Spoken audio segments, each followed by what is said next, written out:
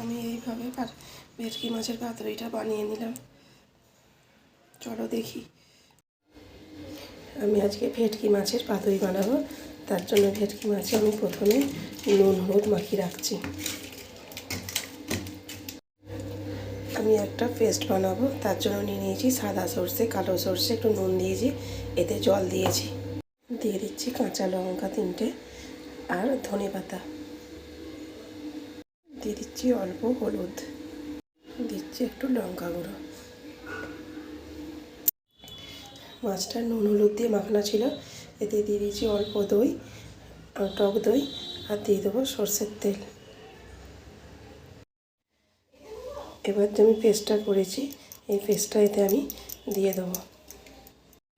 আমি এবার মাছটাকে সব শুদ্ধ দিয়ে ম্যারিনেট করে নেব।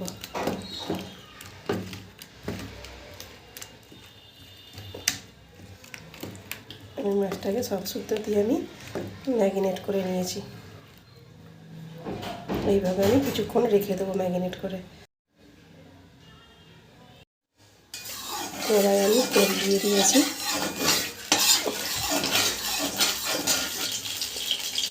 আমি তেলটা গরম হোক। তেলটা গরম হয়ে গেছে, আমি এর ওপর কেটে দেবো কুমড়ো পাতা। কলা পাতা এখানে ভালো পাওয়া যায় না, তাই আমি কুমড়ো পাতা কেটে দিচ্ছি ওপরে।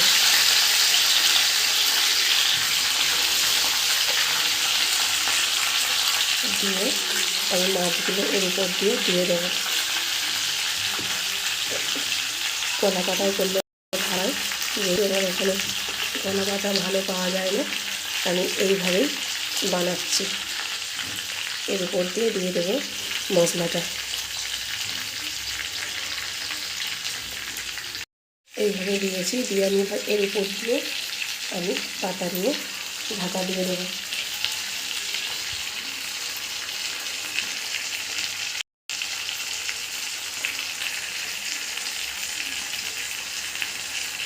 দিয়ে আমি এইভাবে ঢাকা দিয়ে দেবো। এটা এইভাবে আস্তে আস্তে আমি উল্টে দেবো।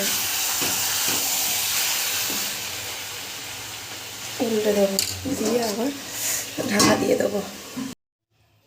পাতুরিটা আমার তৈরি হয়ে গেছে।